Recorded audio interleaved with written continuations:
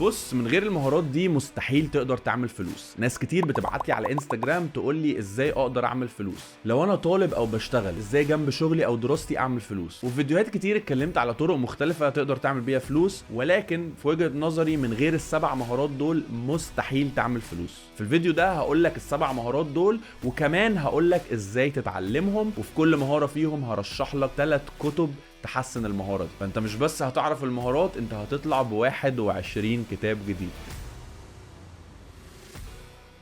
لو انت اول مره تشوفني فانا اسمي مصطفى قنديل، فانا دكتور اسنان وصانع محتوى، وبدي كورسات كتير اونلاين واوفلاين. والمحتوى بتاعي بيركز ان يخليك نسخه افضل، سواء في انتاجيتك، تنظيم وقتك، العادات، او انك تعمل فلوس اونلاين. فلو انت مش متابعني ما تنساش تعمل سبسكرايب وتعمل لايك عشان الفيديو ده يوصل لناس اكتر. اول مهاره هي السيلز سكيل او مهاره البيع. لو انت بتحاول تعمل فلوس عامه سواء في شغلانه او اونلاين، فانت بتبيع حاجه. الحاجه دي ممكن تكون منتج، والحاجه دي ممكن تكون خدمه، او الحاجه دي ممكن انك بتبيع نفسك. ولا اكيد مش قصدي انك تبيع نفسك زي ما انت بتفكر، قصدي انك تبيع نفسك ان الشخص اللي قدامك يشتري ان انت الاكفأ لعمل المهاره دي. عامه في شغلك حتى لو انت بتحاول تترقى، فانت بتحاول تبيع نفسك وبتبيع مهاراتك انك شخص كفء وتستحق الترقيه دي وتستحق مرتب اعلى. ففكرة انك تكون بتبيع وعارف تقرا الشخص اللي قدامك وتأثر فيه وتأثر على قراره، دي مهارة مهمة جدا في رحلة عمل الفلوس. الحلو برضو ان دي من اسهل المهارات اللي ممكن تتعلمها. في كورسات كتير جدا ممكن تلاقيها اونلاين على ويب سايتس زي هاب سبوت اكاديمي، او حتى على اليوتيوب ببلاش. وممكن ارشح لك كمان 3 كتب في المجال ده ممكن تقرا فيهم: To Sell is Human بتاع دانيال بينك، The Psychology of Persuasion بتاع روبرت سالديني، وThe Challenger Sale بتاع برانت ادمسون. دول كتب اساسيه كده ممكن تبدا بيهم وهيطوروا جدا المهاره. تاني مهاره هي مهاره التسويق. لازم تكون بتعرف تسوق اي حاجه انت بتحاول تبيعها. وتاني الحاجه اللي انت بتبيعها دي ممكن تكون منتج او خدمه، او تكون بتبيع نفسك لوظيفه ما، او بتبيع نفسك لترقيه. لازم تكون تعرف تسوق ده. لازم تكون بتعرف تلاقي القيمه اللي جوه الحاجه دي وازاي توضحها وتسوقها للشخص اللي قدام، سواء الشخص ده مديرك، سواء الشخص ده صاحب شغل، سواء الشخص ده عميل انت هتشتغل معاه. وبرده دي من المهارات اللي حظنا بقى حلو وبقت موجوده كتير جدا وتقدر تتعلمها. اعتقد من احسن الحاجات اللي ممكن تتعلم فيها تسويق هي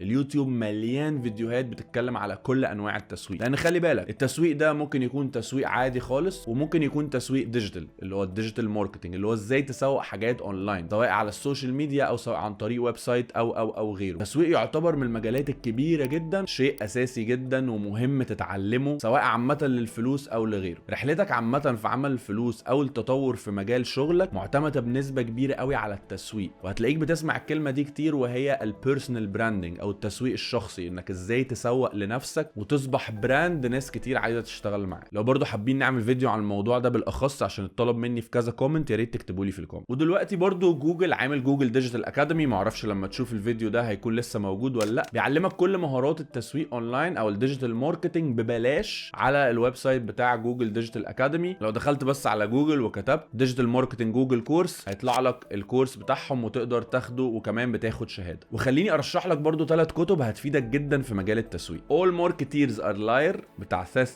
جودن، جاب هوك بتاع جاري في، وكونتيجيوس Why Things Catch On بتاع جونا برجر. دول كتب اساسيه كده ابدا بيهم رحلتك في تعلم التسويق. ثالث مهاره هي مهاره التعامل مع الفلوس، والمهاره دي مش ببطل اتكلم عليها تقريبا في اغلب فيديوهات. فكره انك ازاي تعرف تتعامل مع الفلوس سواء في صرفها، في تحويشها، في استثمارها. دي مهاره مهمه جدا مش بنتعلمها ولا في المدرسه ولا في الجامعه ولا في اي حاجه. انت غالبا بتتعلم المهاره دي من البيئه والبيت اللي انت طالع منه، بتشوف اهلك او اللي حواليك بيصرفوا ازاي وعلى اساسه انت بتتصرف. ولكن لو انت عايز تختلف عن المستوى المعيشي اللي انت عايش فيه وعايز تاخد خطوه اعلى من المجتمع اللي انت فيه او البيت اللي انت اتربيت فيه، فانت محتاج تطور المهاره دي جامد جدا. لان انت ممكن تكون في فتره ما قدرت تعمل فلوس كويسه قوي، لكن لو انت مش عارف ازاي تصرفها او ازاي تحوشها او ازاي تستثمرها انها تجيب لك فلوس اكتر، فانت كده في دوامه ما بتنتهيش. كل ما فلوسك هتزيد ومصاريفك بتزيد النتيجه هتبقى واحده. يعني بكل بساطه لو انت مرتبك 10 جنيه ولكن مصاريفك برضو 10 جنيه، فانت بتنتهي اخر الشهر معكش فلوس. وهنا خليني ارشح لك 3 كتب هتفيدك جدا في التعامل مع الفلوس. اشهرهم هو ريتش داد بور داد، الاب الغني الاب الفقير بتاع روبرت كوزاكي. الكتاب الثاني هو فاست لين مليونير، والكتاب الثالث هو ذا مليونير نيكست دور. الكتب دي يعني من الكتب كده ايه الاساسيه اللي هتعلمك التعامل مع الفلوس وازاي تعمل فلوس وازاي تطور حته الفلوس عندك. قبل ما نخش على النقطه اللي بعديها ما تنساش تعمل لايك للفيديو لان ده بيساعد الفيديو يوصل لناس اكتر. المهاره الرابعه هي communication skills او مهارات التواصل، ودي ناقصه عامه في الحياه. فكره ازاي ان احنا نتواصل مع بعض كبني ادمين. وخلي بالك وجود السوشيال ميديا في الفتره الاخيره في الحياه قلل عندنا المهارات دي، لان احنا بقينا نتعامل كتير اونلاين وقلنا في التعامل مع بعض كبني ادمين، فابتدينا نفقد احساس التعامل مع البشر كده عشان احنا متعودين نتعامل مع موبايلات وماشينز اكتر الوقت. لازم تكون بتعرف تسمع كويس قوي، انك تسمع وتحلل الكلام اللي الشخص اللي بيقوله لك ده وايه اللي بين السطور وايه اللي بيحاول يتقال، انك تكون عارف تعبر عن اللي انت بتحاول تقوله وتوصله للي قدامك. والاهم جدا بالذات لما تيجي حته الفلوس هو ازاي تعرف تتفاوض. فن التفاوض ده فن كبير قوي، واغلب الناس الناجحه اللي قدرت تعمل ثروات وفلوس كتير جدا شاطرين جدا في التفاوض. فده من اهم المهارات اللي بتنزل تحت مهارات التواصل.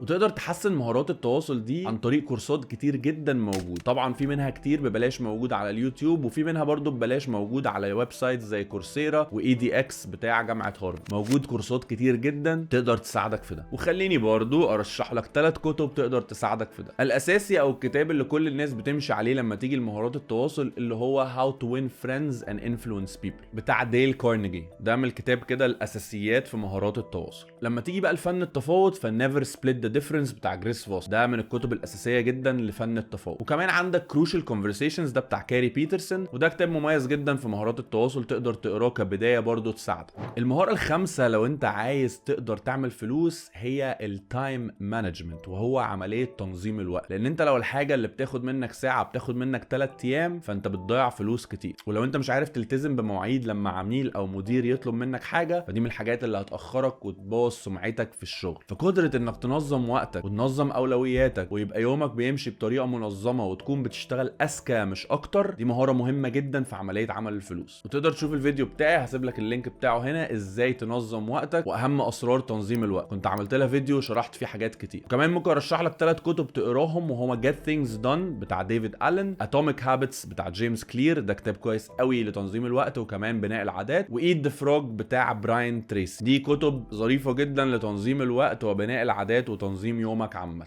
المهاره السادسه بقى هي continuous learning او التعليم المستمر، وهو ان انت تكون بتتعلم على طول. لو في وقت ما وصلت لحته او مكان معين وحسيت ان انا كده ابو العريف اللي فاهم كل حاجه، صدقني دي بدايه النهايه. انت كده راكب الزحليقه ونازل للفشل. اي حد بيوقف يتعلم من الاخر بيوقف انه يفتح لنفسه فرص جديده انه يقدر يعمل منها فلوس. ومهم جدا في عمليه عمل الفلوس ان انت تكون جاهز انك تعلم وتطور من نفسك، لان كل يوم هيطلع فرص جديده، كل يوم هيطلع مهارات جديده، كل يوم هيحصل حاجه جديده في السوق تتغير. لازم تكون انت جاهز انك تتعلم وتطور من نفسك، انك تخش تبقى جزء منها، سواء ده عن طريق انك بتاخد كورسات اول باول وتطور بنفسك، او سواء انك بتقرا كتب وملم بايه اللي بيحصل، او بتسمع مثلا بودكاست ولقاءات لناس ناجحه وتشوف عملوا ايه وتحاول تتعلمه. وحاجه زي دي ملهاش كورسات، هي ليها انك تطور العقليه بتاعتك، تكون عقليه عايزه تتطور وتكون عقليه عايزه تكبر. من الكتب الحلوه قوي اللي بتطور العقليه هو كتاب ذا مايندسيت بتاع كارول دويك، وده بيساعدك تطور العقليه بتاعتك وتكون عقليه متفتحه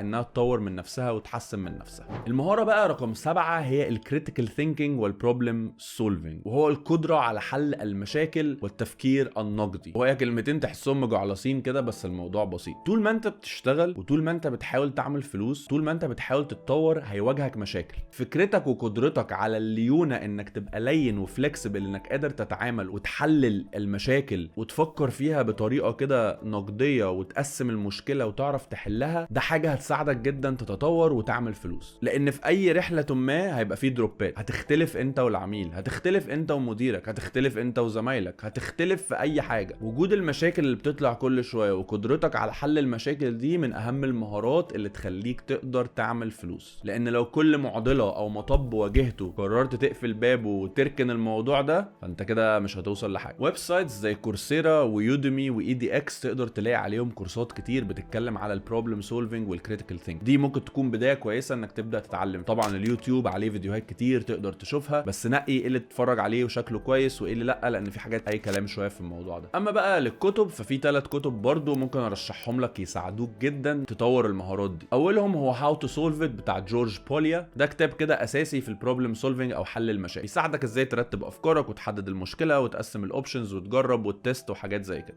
وكتاب كريتيكال ثينكينج بتاع أليك فيشر، ده هيساعدك على فكرة التفكير النقدي والتحليلي وازاي تحلل الحاجات وتفكر بطريقة نقدية ومتطورة شوية. واخيرا كتاب بروبلم سولفينج 101 بتاع كان واتانابي. الكتاب ده بيبسط فكرة البروبلم سولفينج وبيقول لك برضو حاجات ممكن تستخدمها وتستفيد منها. لو في حد في بالك ما تنساش تعمل فيه خير وتبعت له الفيديو ده، يمكن يستفيد منه. وخليني اقول لك بقى مهارة تامنة هدية مني، وهي النتوركينج، توسيع العلاقات او دايرة المعارف. من الحاجات المهمة جدا في الشغل او التطور هي فكرة النتوركينج، ان توسع افاقك شوية وتعرف ناس اكتر وناس جديدة. وده تقدر تعمله بوجودك في ايفنتات او حاجات ليها علاقة بشغلك او بتخصصك او بدراستك. لو في اكتيفيتي او في مؤتمر معين او في ورك شوب، حاول تحضره، حاول تكون موجود. ولما تروح ما تقعدش مع نفسك على جنب، حاول تتعرف على ناس على قد ما تقدر، حاول تعرف الناس دي بتعمل ايه وتعرفهم انت بتعمل ايه. حاجة مهمة كمان، كون نفسك، ما تروحش الحاجات دي وتكون شخصية فيك وبتدعي حاجات انت مش بتعملها او ما بتعرفش تعملها. كل ما تكون على طبيعتك اكتر، كل ما العلاقات دي هتكون حقيقية اكتر، وكل ما هتفيدك في المستقبل. كمان ما تنساش تتابع وتعمل فولو اب، يعني بعد ما تحضر حاجة زي دي بعد فترة تواصل مع الاشخاص دي، انزل قابل الاشخاص دي. لو الاشخاص دي بتعمل شغل او بتعمل حاجات معينة، حاول تحضر لهم ده، خلي العلاقة مستمرة وموجود. من الحاجات اللي كمان بتساعد على توسيع علاقاتك هو التطوع، انك تتطوع في حاجات سواء خيرية او غير خيرية. يعني ممكن تتطوع في ايفنتات بتبقى محتاجة ناس وفولنتيرز يساعدوا ان الايفنت يقوم، تكون جزء منها، تكون جزء من تيم، هتتعرف على ناس كتير. دي يمكن من المهارات اللي محدش بيتكلم فيها قوي او بيقولها، بس صدقني بتفيد جدا، لان انت الشخص اللي انت قابلته وقضيت معاه يومين 3 بتشتغلوا في مؤتمر او في حاجة خيرية، انت مش عارف بعد 10 سنين الشخص ده هيكون فين، او ممكن الشخص ده بعد فترة يفتكر ان هو كان قبلك وكان محتاج شغلانة معينة وانت كنت قلت ان انت بتعرف تعمل الشغلانة دي، فيرجع يتواصل معاك وتلاقي نفسك انت اللي بتعمل له الشغلانة دي وتكون فرصة انك تعمل فيها فلوس. او ان الشخص ده يكون فاكرك، فحد يكون بيكلمه على حاجة معينة ويفتكر ان انت الشخص المناسب لدي ويرشحك فيها. كل ما هتوسع معارفك اكتر ودايرتك، كل ما ده هيزود فرصك انك توصل